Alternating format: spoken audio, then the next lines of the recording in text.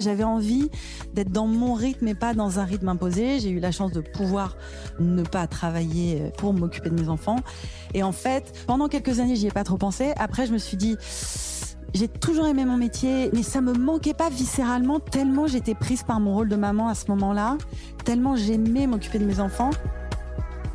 Coucou, on se retrouve pour un nouvel épisode de Cœur de Mère. J'ai le plaisir de recevoir une invitée qui irradie une énergie rare. On la connaît comme comédienne, solaire, spontanée, mais on la connaît aussi pour le couple solide et complice qu'elle forme avec Nagui depuis plus de 20 ans. Je reçois aujourd'hui Mélanie Page. Elle a 50 ans, elle est d'origine britannico-australienne et elle est maman de 3 enfants, Roxane 21 ans, Annabelle 18 ans et Adrien 14 ans. Elle vient de publier un ouvrage qui résonne avec chaque témoignage que je reçois ici dans Cœur de Mère. Son livre s'appelle Peau à peau. C'est un recueil de nouvelles qui explore la maternité dans ce qu'elle a de plus charnel, de plus beau, mais aussi de plus complexe. Le déni de grossesse, le deuil, la fusion, la place du papa. Elle a tout passé au crible de sa plume, un projet né après le décès de sa propre maman, comme une autorisation finale de dire sa vérité. Mélanie, ça va ? Ça va. Merci d'être avec nous. Alors, on va poser le décor. Tu es comédienne, tu vis à Paris, tu as 50 ans et ça fait également 20 ans que tu es mariée à Nagui, présentateur, producteur que toute la France connaît. 26 ans, hein, 26 même. ans. Enfin, 26 ans qu'on est ensemble.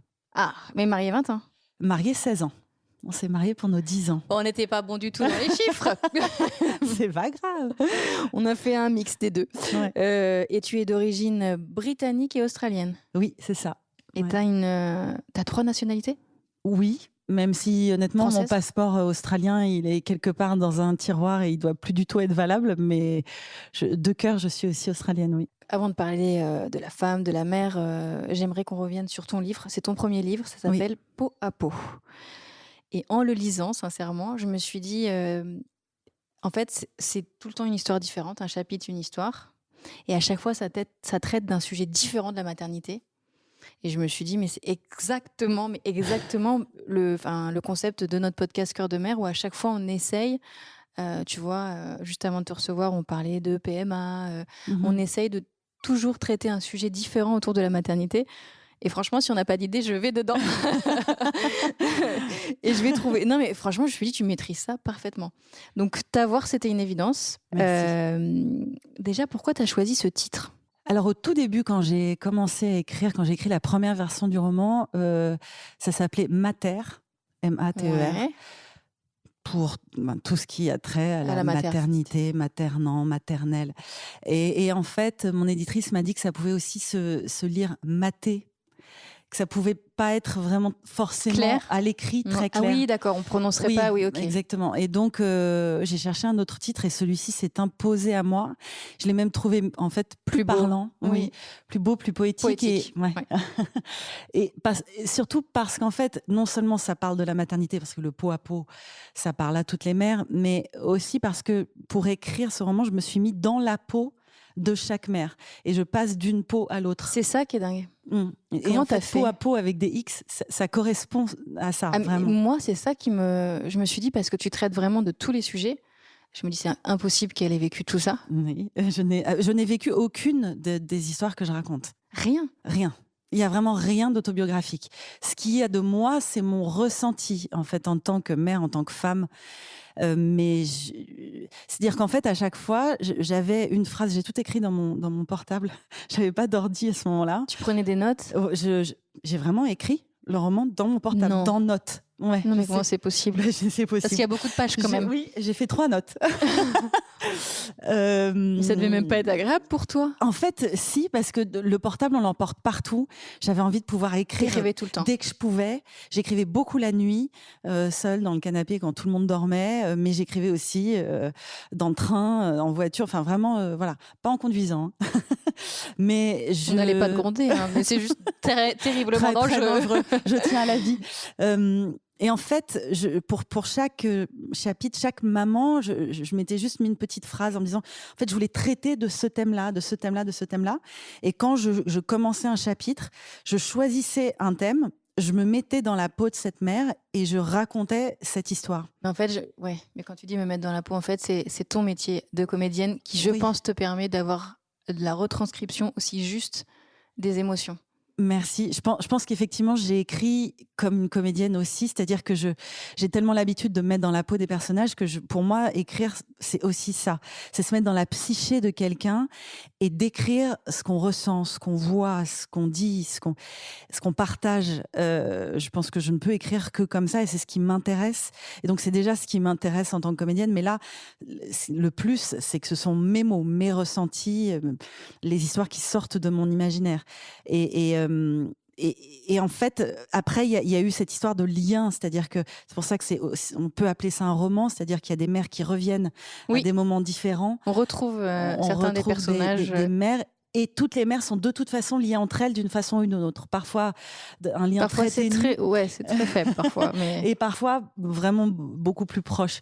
Et en fait, de lier toutes ces mères comme une espèce de grande toile d'araignée de maternité, c'est aussi une façon de dire qu'on est toutes, déjà on est toutes liées, mais quelque part on est une. C'est-à-dire que je n'ai vécu aucune de ces histoires, mais en même temps, j'aurais pu vivre toutes ces histoires. Et tu vois, quand t'écris, il y a des moments où je me suis dit, j'ai ressenti exactement ça. Et pourtant, je me dis que toi, tu l'as pas ressenti. Et pourtant, je suis jeune maman, juste parce que ma fille n'a que 11 mois. Oui. Enfin, un petit peu plus, mais elle n'a pas encore 1 an. Et je me dis, mais c'est exactement ça, notamment, tu sais, la rencontre avec son bébé, juste ce moment de rencontre. Même quand, au tout début du livre, tu racontes que le père, il sert un peu à rien. Vraiment, je le dis de manière moins jolie que tu l'as écrit. Mais... il est accessoire, sa présence est accessoire. Excuse-moi, mais moi, c'est ce que je me suis dit. Et finalement, assez rapidement, dès que tu es enceinte, je trouve que c'est un ressenti. En fait, à la fois, on a envie de partager avec le père tout ce qu'on ressent. À la fois, il ne peut pas vraiment comprendre ce qui se passe à l'intérieur de nous. Et au moment de l'accouchement, c'est là que ça devient évident. C'est-à-dire que clairement, on a rendez-vous avec son propre corps et avec ce qui se passe à l'intérieur de nous. Et cette rencontre, même si c'est une famille qui se crée, c'est avant tout la rencontre de la mère avec son bébé. En tout cas, les premiers instants, c'est ça. Et ce qu'on ressent, et même à la limite avec l'équipe médicale. C'est-à-dire, moi, je trouve qu'il y a une rencontre, si quand même avec par exemple, moi, l'anesthésiste m'a presque plus accompagnée que mon mari. Ah oui. Alors qu'il avait déjà été papa auparavant. Ouais. Mais tu sentais que peut-être que eux l'ont tellement vécu d'accouchement qu'il avait plus une manière de me rassurer, tu vois. Ah non, mais c'est évidemment pas qu'on a besoin, évidemment qu'on a besoin d'eux et on a besoin de nos hommes bien aussi. Sûr. D'ailleurs, sans eux, pas de bébé. Mais c'est vrai que j'étais très heureuse que mon mari soit là aux accouchements. Pour le coup, j'aurais vraiment pas aimé être véritablement seule. Oui. Sauf qu'il y a quand même cette chose organique, animale, qui fait que ce moment, il est inexplicable. Il est pas tant partageable que ça. C'est-à-dire qu'il est de toute façon extérieur à ça. Évidemment qu'on a envie de lui prendre la main et de lui dire « je ressens ça, viens avec moi ». Mais c'est quand même un rendez-vous qu'on a avec son corps à ce moment-là. Il y a d'autres sujets qui sont parfois plus sombres. Le déni de grossesse. Tu vois, nous, on en a parlé aussi. Le podcast est tout neuf, mais on a abordé ce sujet. Le deuil de la maternité. Quand les enfants partent,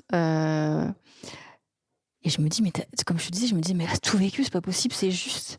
Est-ce que c'est aussi les histoires de tes amis ou tout ça, c'est vraiment que dans la tête? Non, c'est vraiment pas l'histoire de mes amis. J'ai un monde imaginaire assez riche. Ça me paraît évident. Oui. Mais depuis toute petite, j'ai toujours été beaucoup dans ma tête, dans mon monde. Il se passe beaucoup de choses. J'ai ma vie concrète. Puis après, j'ai une vie parallèle où je me raconte des milliards d'histoires. Je suis TDAH, je sais pas si ça a un rapport, mais en fait, même en te parlant, j'ai des pensées connexes. Il se passe plein de choses. Désolée, ça n'a rien à voir avec toi, ne prends pas mal. Même quand je suis sur scène et que je joue, je pense à plein d'autres choses. Mon cerveau, il est coupé en. Pourtant, je me dis, s'il y a bien un métier, c'est au moment où le théâtre, c'est vraiment. Mais oui, ça doit vraiment avoir un rapport avec mon cerveau TDAH, mais il y a 10 cerveaux ouverts en même temps, en fait. Et donc, peut-être que ça aide à avoir un imaginaire extrêmement riche, avec plein d'histoires j'ai jamais eu le syndrome de la page blanche où je me dis mais qu'est-ce que je vais raconter, jamais. Limite j'ai trop de choses qui me viennent et donc faut que je note en avance, faut que ça je vais l'oublier. T'as mis combien de temps à écrire le livre? En 2 mois j'ai écrit la première version. Ah ouais. Ouais. Mais en y passant combien de temps par jour? 3-4 heures par nuit. Ok. Ouais.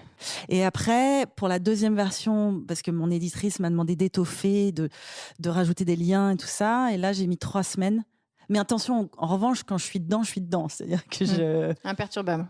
Après, la nuit, c'est pour ça que c'est plus facile. Il n'y a personne qui te dérange. Mais tu t'es pas mise à écrire avant? Non, j'ai eu un déclic, un sur-scène, quand je jouais un seul en scène. Bah oui. Je pensais à autre chose. Seul en scène, en plus. Oui. Les 1000 vies de Mélanie. J'étais sur scène en train de jouer un seul en scène qui parlait un peu de ça. C'est-à-dire que c'était un personnage qui se rendait compte qu'il passait à côté de sa vie juste après de passer à côté de la mort, et en fait qu'il était fait pour, enfin je dis il ou elle, enfin que cette personne était faite pour écrire, mais qu'elle s'était toujours interdite d'écrire. Ah oui, donc là, direct... Oui, enfin, c'était fou que je joue ça, en fait. Et c'était pas un hasard, de toute façon, je crois pas beaucoup au hasard dans la vie. Et sur scène, je me disais, mais ça fait des mois que tu dis aux gens d'arrêter de s'empêcher de faire ce pourquoi ils pensent qu'ils sont faits. Tous les soirs, tu donnes un message d'espoir et de carpe diem, mais tu t'écoutes pas. Mais vraiment, sur scène, je me suis dit, mais c'est à toi que tu parles. Et après, on finit ce seul en scène, je me suis mis à écrire. Et t'arrives à bien jouer en pensant... faut demander au public, mais je crois que ça fonctionne. Je sais. Je peux pas expliquer comment c'est possible, mais c'est possible. Et tu t'es mis à écrire sur la maternité après avoir perdu toi, ta maman? Oui, ça a été aussi un déclencheur. J'ai perdu maman pendant les répétitions de ce seul en scène. C'est pour ça que je dis qu'il n'y a pas de hasard. C'est fou que je perde ma maman, puis que je parle de ce sujet, et puis que dans la folie, oh, c'est fou ce lapsus, dans la foulée, un peu de folie dans tout ce que tu as fait. Ouais. Dans la mais foulée, de la mignonne folie. Oui, dans la foulée, j'écris. Effectivement, c'est comme si elle m'avait transmis un peu le flambeau en partant. Elle avait attendu très très tard avant de s'y mettre. Elle écrivait beaucoup quand elle était très jeune. Elle n'avait pas été publiée, et puis voilà, elle a eu sa vie de maman, sa carrière. Donc tout ça. Elle avait une plume aussi. Ah, elle écrivait formidablement bien. Elle a publié 3 romans avant de partir, 3 romans qui ont été publiés en Australie. Et j'ai découvert vraiment qui était ma maman. Et ça avait cartonné en Australie? Ça avait marché, cartonné non, mais ça avait marché assez pour être publié à nouveau. Oui. Et en fait, c'est en lisant son premier roman que j'ai découvert qui elle était vraiment. Alors qu'elle était partie? Non, son premier roman, c'était quand elle avait 65 ans, un truc comme ça. Mais elle aussi tard, quoi. Très, très tard. Du coup, je me suis dit, je vais pas attendre autant. Ouais. En fait, ça donne juste l'impression que tout est possible, quoi. Oui. C'est vrai que ça ouvre des portes, et en même temps, je me suis dit, non, mais elle a trop attendu, fais-le maintenant. C'est ton moment, arrête de te mentir en disant quand les enfants seront grands, quand j'aurai le temps. En fait, si on a vraiment envie de faire quelque chose, on le crée, le temps. Bon, moi, je l'ai créé la nuit, mais quand on a vraiment envie, on trouve le temps. Ta maman est australienne? Oui. Ton père est anglais? Oui. Et ils se retrouvent à Paris, et c'est là que tu grandis. Comment ces 2 pays se retrouvent à Paris, et comment toi t'atterris, et comment tu te construis en tant que petite fille avec toutes ces identités, enfin toutes ces nationalités. D'un point de vue identitaire, je trouve que c'est pas si facile que ça. En même temps, c'est une richesse. Moi, je trouve que plus il y a de culture dans une famille, plus on est riche de toutes ces cultures. Je crois beaucoup en la diversité, au mélange. Déjà, même mes parents sont mélangés de plein d'origines différentes. Je ne sais pas combien de pays j'ai dans les veines, mais beaucoup. Et j'en suis très fière. Et mes enfants en ont encore plus. Comment ils se sont... Alors, ils se sont rencontrés à Paris parce qu'ils rêvaient de la vie de bohème parisienne. Ils rêvaient de rencontrer des auteurs au Café de Flore. Enfin, c'était vraiment... des artistes. Voilà, ils écrivaient tous les 2 jeunes. Mon père écrivait des poèmes. D'ailleurs, je pense que c'est comme ça qu'il a séduit ma maman. Et puis, il donnait des cours d'anglais. Mais ma mère était venue d'abord juste pour un week-end à Paris. Et elle a tellement aimé Paris. En fait, elle faisait un voyage en Europe, comme beaucoup d'Australiens font après leurs études. Elle s'est dit, évidemment, il faut que je passe par Paris. Elle a tellement aimé qu'elle est restée. Puis elle a trouvé un petit job. Et puis elle a rencontré mon père. Et puis ils se sont mariés. Et puis ils se sont installés là. Et donc toi, tu as presque le devoir de ne pas quitter Paris. Ils m'ont vraiment transmis l'amour de Paris et de la France et de sa culture, de sa littérature, du cinéma, du théâtre. Et l'amour de Paris, c'est-à-dire que je vois Paris, je pense, aussi comme une touriste. Je vois ce que les Parisiens ne voient pas. Oui, encore. Je trouve Paris sublime quand je me balade dans Paris, sur les quais, ou dans les avenues, les petites ruelles. Je m'émeus encore de la beauté architecturale de cette ville, de l'histoire qui se dégage de cette ville. J'adore Paris, et je pense qu'il n'y a pas beaucoup de Parisiens qui adorent Paris. Non, on est beaucoup dans la complainte, ces Parisiens. Oui. J'ai vu une petite anecdote rigolote sur ta naissance. Oui. 48 heures avant ta venue au monde, tes parents ont décidé de changer le prénom? Ah non, après ma venue au monde. Ah! C'est ça qui est encore plus étonnant. Ils t'avaient pas déclaré? En fait, non. Je me suis appelée pour la clinique. Je crois qu'on a 3 jours pour déclarer un prénom. Bon, peut-être qu'à l'époque c'était autre chose, mais je crois que c'est à peu près ça. Et donc, ils m'ont d'abord appelée Kathleen, Kathleen, comme Kathleen Turner. Ouais. Sauf que les Français, évidemment, disaient pas Kathleen, mais Kathleen ou Catherine. Enfin, ils savaient pas l'écrire, INE, enfin voilà. Donc, ça partait ils se sont dit, ça va être un enfer, personne va savoir le dire ou l'écrire. Donc là, ils sont allés pour beaucoup plus simple, ils m'ont appelée Mélanie. Tu regrettes pas? Alors si, pendant longtemps, je me suis dit, en fait, j'ai leur deuxième choix. J'ai pas le prénom. C'est ça, ouais. Voilà. Et bon, ils ont pris un prénom simple, quoi. J'aimais pas mon prénom, honnêtement, pendant très longtemps. Et puis, j'ai fait le deuil de ce premier prénom qui, à mon avis, n'était pas forcément une si bonne idée. Et j'aime maintenant beaucoup mon prénom, mais j'ai mis vraiment longtemps à l'aimer. Et d'ailleurs, je sais pas si c'est un rapport, je me souviens jamais des prénoms des gens. Mais vraiment, c'est terrible. Même les gens que je connais bien, parfois j'ai un bug. Tu décides de leur donner un prénom toi-même? Même pas, il n'y a rien qui me vient. Parce que ça, je le fais souvent. Ah oui, il y a des gens, je trouve que c'est des évidences. Je pense à Cécilia, que j'appelle Caroline au travail, School TV. Non, et du coup, tout le monde s'est mis à l'appeler comme ça. J'ai trouvé que ça lui allait bien aussi. Mais est-ce qu'elle est d'accord? Est-ce qu'elle aime Caroline? Ah bah en tout cas, ça lui a fait gagner en popularité. Ah bon? Donc je pense qu'elle a apprécié cette popularité.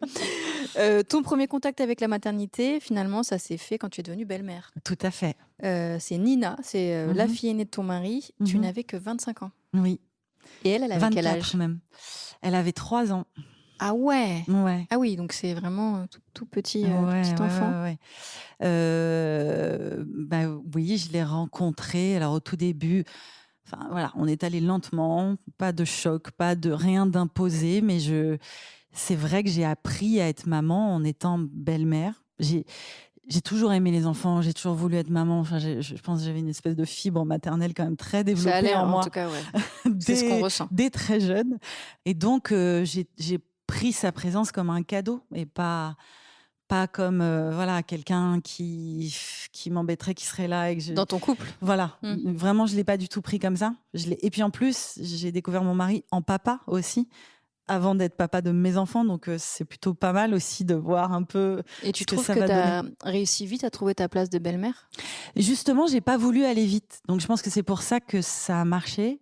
Enfin, après, j'ai pas la recette miracle, hein. Mais j'ai pas voulu m'imposer, j'ai pas voulu justement que très très vite on s'entende bien. Je lui ai laissé son rythme à elle et prendre son temps à elle, le temps qu'il lui fallait à elle.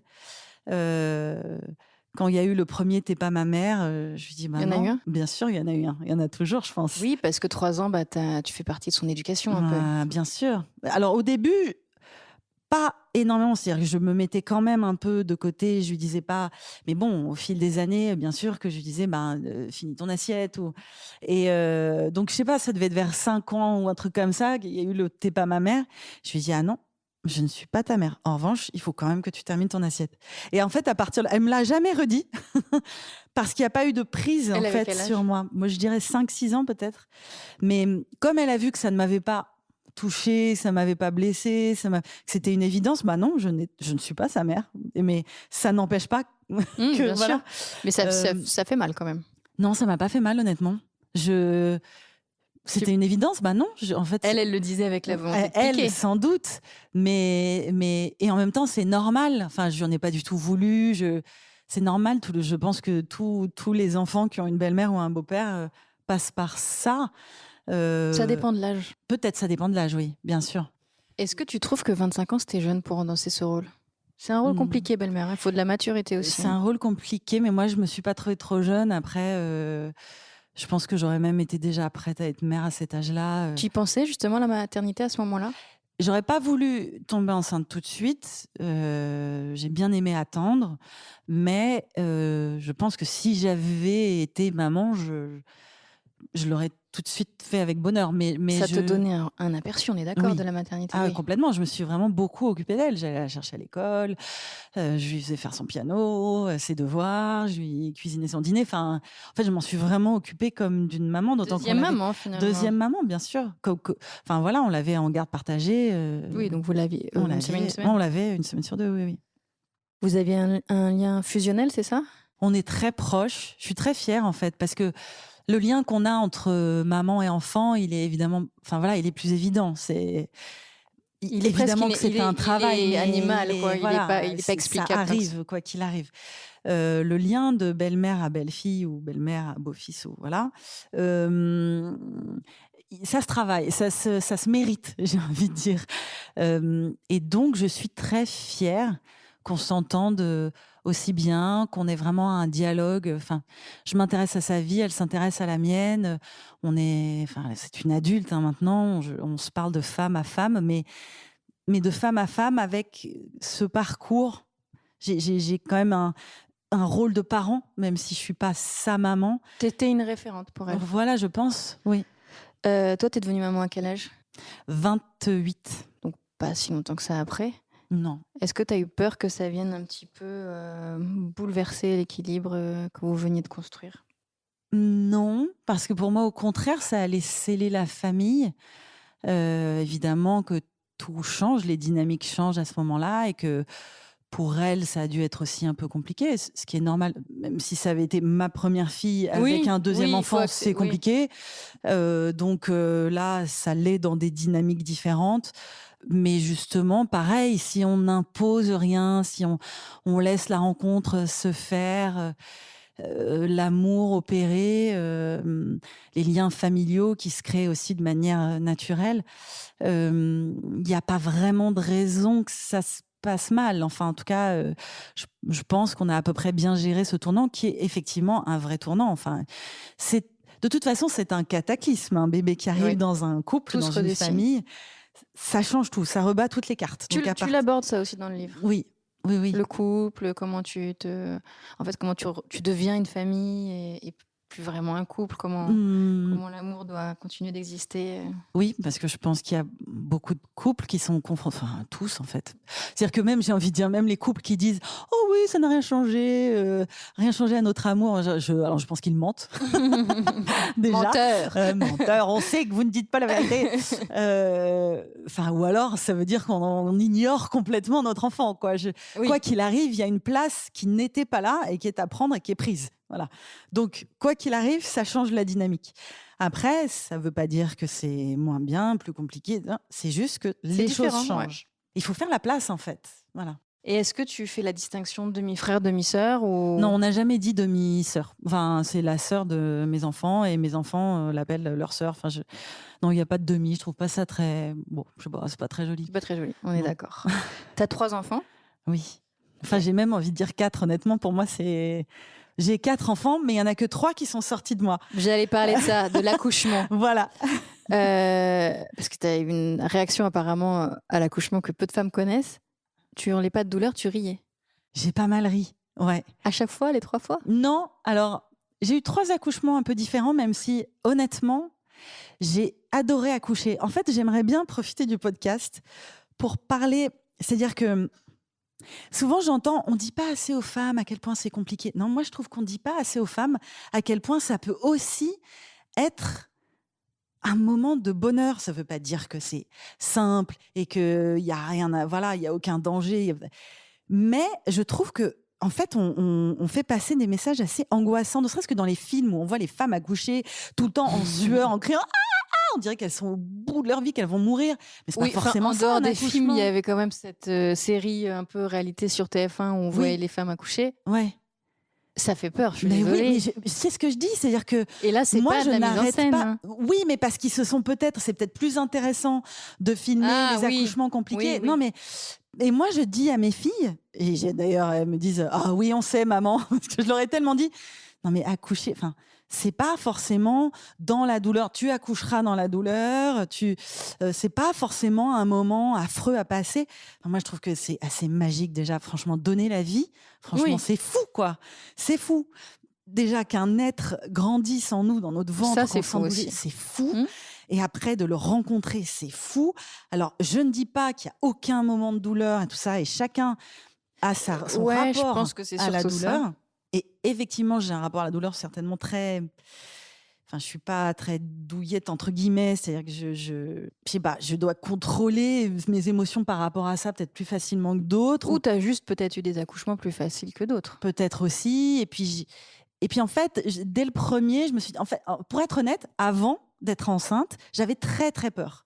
J'avais vu en 4e ou 3e, je sais pas, à l'époque, un film en noir et blanc qu'on a toutes vu d'une certaine génération, où on voyait, mais vraiment, cuisse écartée, le bébé sortir, tout se déchirer. Enfin, c'était... Mais vraiment, on montrait ça aux ados de 13 ans. Donc j'ai vu ce film, je me suis dit, oh, je ne veux jamais vivre ça. J'étais trauma, vraiment. Et bizarrement, je suis tombée enceinte et ces peurs-là sont parties. Et au moment d'accoucher, vraiment, ça ne m'a même pas traversé l'esprit. J'étais prête à... Je ne peux même pas expliquer pourquoi. J'étais dans la joie de rencontrer mon enfant. Donc l'excitation prenait le dessus. Ah là là, mais oui, j'avais tellement envie de la voir, quoi, de la rencontrer. Et évidemment, chaque accouchement est différent, mais je pense il y a quand même des accouchements traumatisants. Mais évidemment, et j'ai des amis qui ont failli y passer. Enfin voilà, je sais. Mais quand même, je pense que c'est important de dire qu'il y a aussi possibilité d'accoucher dans la joie. 3 fois dans la joie pour toi ? Ouais. Alors, je dois avouer que le 3e... Alors, j'ai eu de péridurale. La première, je pense, un peu trop, parce que justement, je savais pas. Donc, on m'a dit qu'on pouvait réappuyer sur le bouton. Donc, j'ai réappuyé, honnêtement. Je pense que j'étais trop sous péridurale. C'est pour ça que j'étais super bien. Enfin, on l'a mise au dernier moment. Mais voilà. Et la deuxième, j'étais dans un entre-deux qui était plutôt pas mal, où je sentais quand même ce qui se passait, mais pas de douleur au moment de l'expulsion. Le 3e, comme justement, je ne voulais pas revivre ce que j'ai vécu la première fois, et qu'il y a eu un moment où c'était... En fait, il y a eu un moment où c'était soit je rappuie, mais peut-être que je ne sentirais pas au moment où, donc je me suis dit, je rappuie pas. Bon, honnêtement, j'avais plus de péridurale au moment où il est sorti. Voilà. Et là, la seule fois, mais je me souviens encore lui dire, mais calmement, j'ai dit, ok, là, j'ai mal. Je l'ai dit une fois. Donc, tu ressens pas... Mais ça ne m'a pas trop... Je sais pas comment dire, j'ai accepté cette douleur qui était quand même... c'était acceptable. Parce qu'on dit que c'est quand même une des pires douleurs qui soit. Oui, mais je sais pas comment dire.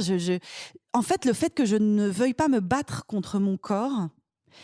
Je pense que quand on se bat, en fait. Oui, quand on se bat contre la douleur parce qu'on en a peur et qu'on se dit et qu'en fait on va contre son corps, c'est pire. Quand on accompagne, quand on embrasse ça comme quelque chose qu'il faut vivre, qu'on accepte, et en même temps derrière ça va être tellement magique.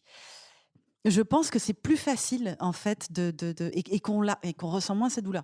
C'est très personnel. C'est un message important que tu voulais faire passer, je crois. Oui, mais en même temps, je veux absolument pas faire culpabiliser les mères qui n'ont pas ressenti ça comme ça. Vraiment, je compatis. Je sais que pour certaines c'est très compliqué et chacun a son parcours. Mais je pense que c'est bien de temps en temps de rappeler que ça peut être de la joie. Est-ce que tu crois que ça vient de ta culture, peut-être, le côté anglo-saxon ? Peut-être. Déjà, les Anglais, ils se marrent tout le temps. Enfin, ils ont un sens de l'humour de fou. Donc moi, dès que je peux me marrer, dès que je peux rajouter un peu d'humour quelque part, je le fais. Je pense que ma maman m'a vraiment appris en souriant elle-même tout le temps. Même quand c'était difficile, c'est pour ça que je disais j'ai appris à la connaître en lisant son livre, parce que en lisant son premier roman, j'ai appris les failles derrière, j'ai appris tout ce qu'elle ne montrait pas. Mais c'est vrai qu'elle ne nous montrait pratiquement que de la joie. Elle souriait tout le temps. Et en fait, c'est une transmission. T'as grandi comme ça, en fait. Et c'est une transmission. Je la remercie pour ça, même si c'est souvent une carapace, ce sourire. Mais en même temps, c'est comme une méthode Coué. C'est à force de sourire, en fait, on est joyeux. Enfin, donc ça aide. Est-ce que c'est plus difficile d'élever un garçon ou une fille ? Alors, je pense que vraiment, ça dépend des individus. Moi, je trouve tout tellement enrichissant. Je suis vraiment hyper heureuse d'avoir eu les deux, d'avoir eu la chance d'avoir les deux. Parce que c'est vrai que c'est très, très différent, les rapports entre les parents et les enfants d'un même sexe ou du sexe opposé. C'est quoi la vraie différence ? Je pense que, en fait, quand même, quand on a une fille, il y a ce truc de miroir, c'est-à-dire qui donc renvoie des choses positives ou pas, qui renvoie à nous, à notre petite enfance. On revit ce qu'on a vécu, même qui était enfoui quand on était petite et tout. Donc parfois, ça peut être un peu compliqué quand on a une fille de tout revivre un peu comme ça inconsciemment, et ça monte dans le conscient. Voilà, il y a plein de choses à gérer. Quand on a un garçon et qu'on est donc une maman et qu'on a un garçon, il n'y a pas ça. Il n'y a pas cet effet miroir. Il y a que cet amour qui arrive par vagues énormes. Donc, c'est un peu plus léger d'avoir un garçon. Moi, j'ai vécu ça comme ça. Quand on est maman. Oui, voilà. Oui, je pense que quand on est papa, c'est l'inverse, en fait. Oui, je trouve qu'il y a quelque chose qui est un peu débarrassé des bagages psycho, enfin tous les trucs un peu compliqués. Il n'y a pas d'identification possible, en fait, finalement. Ouais. Comment tu sais que tu es une bonne mère? Alors déjà, suis-je une bonne mère? Je pense qu'il y a que mes enfants qui pourront répondre à ça plus tard. Ce que je sais, déjà, je pense que chaque mère fait comme elle peut avec son bagage, ce qu'elle a vécu. Moi, j'ai essayé de leur transmettre le moins de choses négatives et inutiles en faisant 7 ans de thérapie avant. Voilà, avant de devenir maman? Ouais. Je me suis dit, il faut que je me soigne d'abord. Eh ben, écoute, je crois que c'est Kenza qui nous avait dit ça. Elle a dit que tous les parents devraient faire une thérapie avant de devenir parents. Je pense que ça peut aider, honnêtement, de se débarrasser de certaines choses. En tout cas, de les classer, voilà. Moi, je suis plutôt pour. De aussi. les comprendre, voilà, pour moins retranscrire des choses. Et donc ça, je pense que ça m'a aidée. Maintenant, suis-je une bonne mère? En tout cas, j'ai fait tout ce que je pouvais. J'ai donné énormément d'amour et j'en donne encore. De joie, de sourire, non? Oui, de sourire, de joie, de jeu, d'échange. Je suis beaucoup dans l'écoute. J'écoute vraiment beaucoup mes enfants, tout ce qu'ils ont à me dire. Je pense que ça, c'est très important. Donc, ils savent qu'à n'importe quel moment, s'il y a quelque chose, ils peuvent me parler. Et toi, tu as décidé de faire un break dans ta carrière pour t'occuper de tes enfants. Oui, de 8 ans. C'était ton choix? C'est un choix que vous avez pris en couple? C'est un choix... Non, pour le coup, rien ne m'a été imposé. C'est à la fois un choix et à la fois, ça s'est aussi un peu fait naturellement dans le sens où quand on est comédienne, quand j'ai été enceinte de la deuxième... Mais à un moment, ça s'est arrêté parce qu'on travaille beaucoup moins quand on est enceinte. Non, il y a 4 ans d'écart entre la grande et la... Donc, tu as eu ton premier enfant. Oui, j'ai continué à travailler. Ouais. Et quand après, le deuxième, j'ai arrêté. Enfin, la deuxième, j'ai arrêté et j'ai repris quand le dernier avait 4 ans. Donc, oui, je me suis arrêtée 8 ans à peu près. Tu sentais que tu en avais besoin? En fait, un enfant, j'avais l'impression que je pouvais et travailler et élever cet enfant. Et à partir de 2, j'ai trouvé ça plus compliqué, d'autant que la deuxième, j'ai voulu justement l'allaiter plus longtemps. La première, j'ai dû arrêter d'allaiter pour travailler et j'ai pas super bien vécu le truc. J'ai un peu culpabilisé parce qu'en fait, moi, j'avais envie de continuer, mon bébé avait envie de continuer. Voilà, donc je m'étais dit, bon, non, la deuxième, j'allaiterai jusqu'à ce que je décide. C'est-à-dire la première dent. Alors là d'un coup, ça m'a paru évident. La petite lame de rasoir qui chope le téton. La joie avec je fais, eh bien voilà, eh bien nous allons nous arrêter dans quelques semaines. Mais au moins, ça s'est fait de manière plus naturelle. J'avais envie d'être dans mon rythme et pas dans un rythme imposé. J'ai eu la chance de pouvoir ne pas travailler parce que c'est pas le cas de toutes les familles. Donc j'ai cette chance de pouvoir arrêter de travailler pour m'occuper de mes enfants.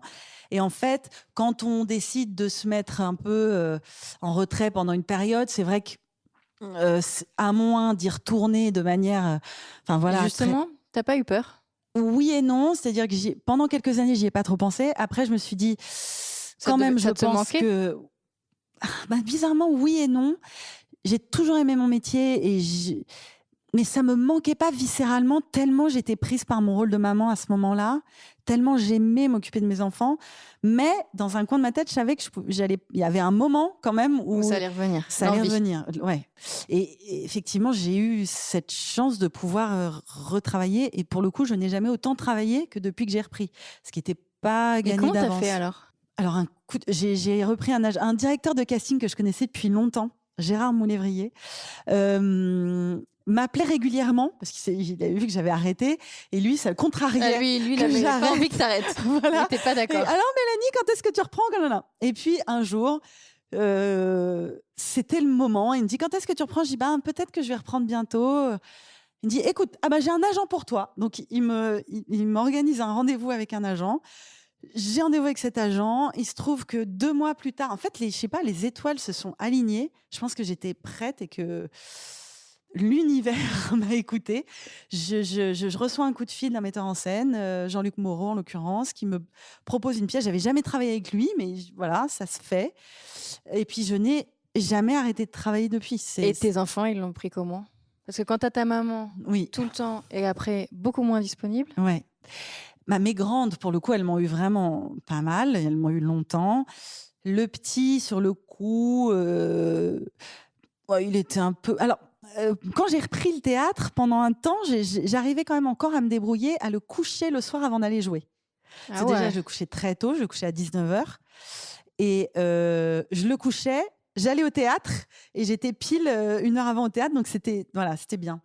Il fallait qu'il accepte de s'endormir et tout ça. Ouais, mais alors moi je suis assez. Alors là, pour le coup, les nuits et tout ça, on peut faire un podcast là-dessus si tu veux. Mes 3 enfants ont fait leur nuit à 1 mois et demi. Je leur parle, je leur explique, maman a besoin de dormir. Ils ont vraiment fait leur nuit tout de suite. Tout de suite ou pas. En tout cas, je les couchais tôt. Tout était très réglé aussi dans leur routine, le bain, le dîner, toujours à la même heure. Je suis assez. Ah non, mais ça, on est OK, je fais pareil. Mais moi, je sais qu'elle ne peut plus dormir comme ça. Elle ne veut pas dormir. Oui, mais alors, en fait. Quand quelque part, nous, on n'a aucun doute. Alors, encore une fois, je ne veux pas culpabiliser les mamans qui n'y arrivent pas, mais pour moi, c'était une évidence. À partir du moment où c'est évident pour nous que là, tu vas dormir et maman ne va pas revenir. Si tu te réveilles, c'est pas grave. Tu te rendors tout seul ou tu te rendors toute seule. Tu n'as pas besoin de moi pour dormir. Au bout de combien de temps tu faisais ça? 1 mois et demi. Ouais. Et j'allaitais encore.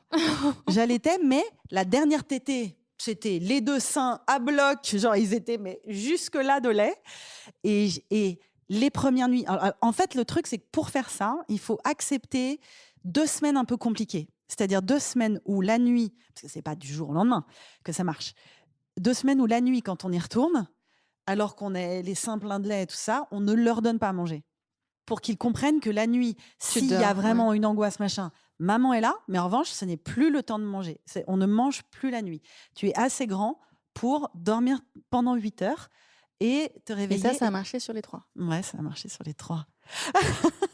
La méthode Mélanie. Bon, tu étais une maman très organisée, si je comprends bien. Oui, j'étais assez organisée. Ouais. Ça se faisait pas au feeling?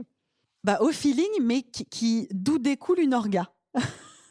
C'est-à-dire que c'est pas des livres que j'ai lus en me disant faut faire comme ça, mais j'ai fait comme je sentais, mais en revanche hyper cadré.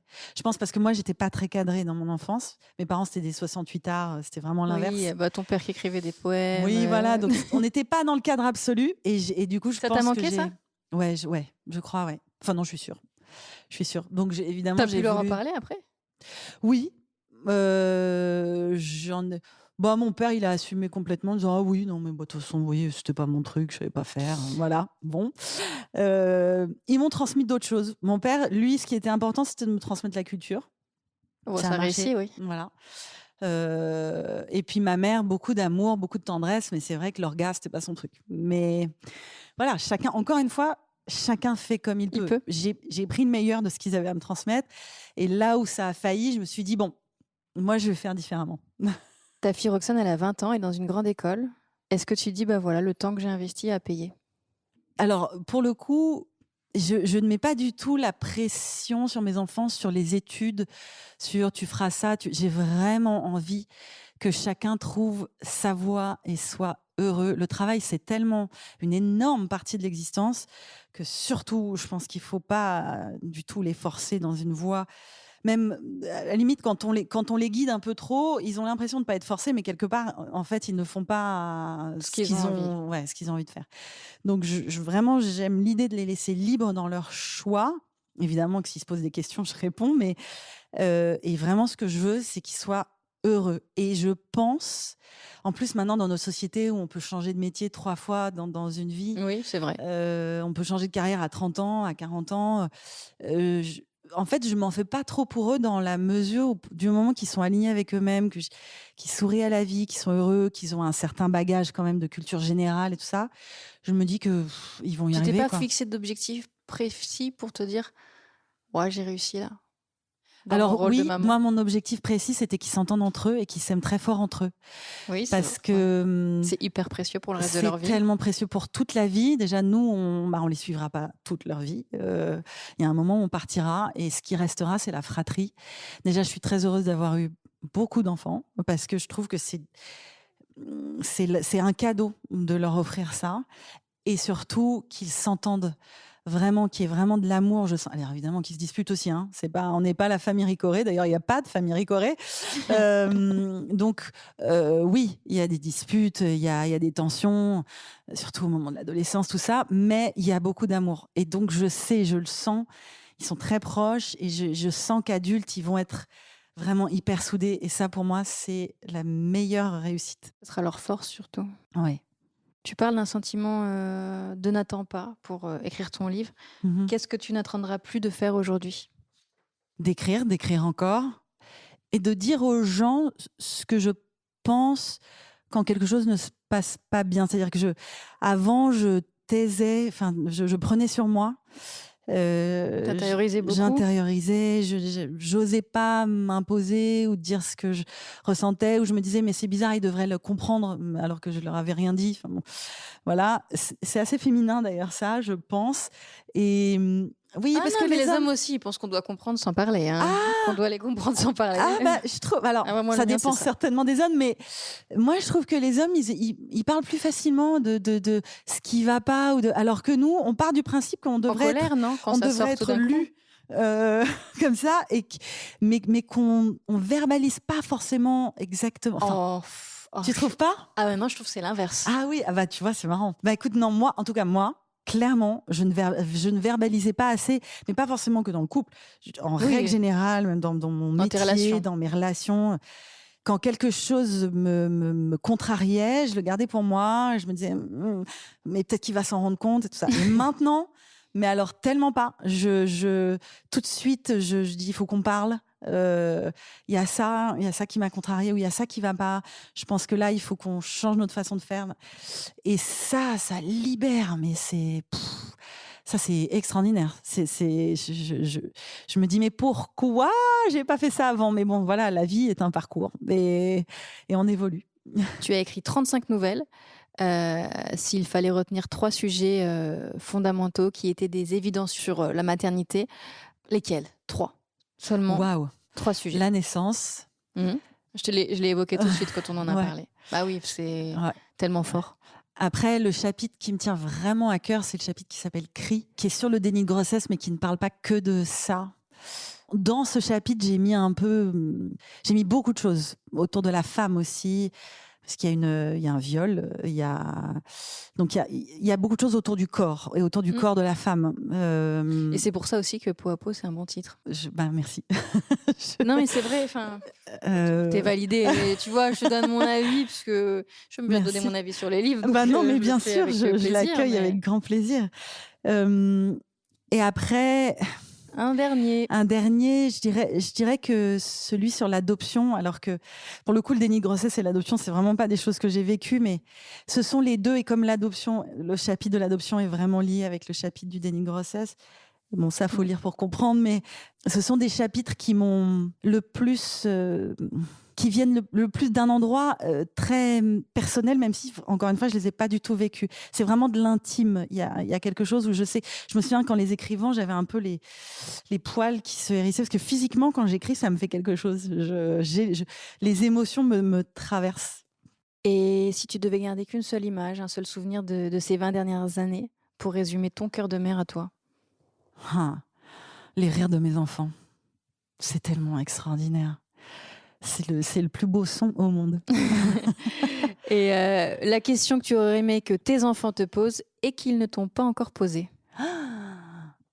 Waouh. Que j'aimerais qu'ils me posent. Est-ce que tu as envie qu'ils te posent des questions ? Oui, d'ailleurs, ils m'en posent pas mal, mais est-ce que tu es heureuse, maman ? Et tu répondrais ? Oui. Et ça se sent.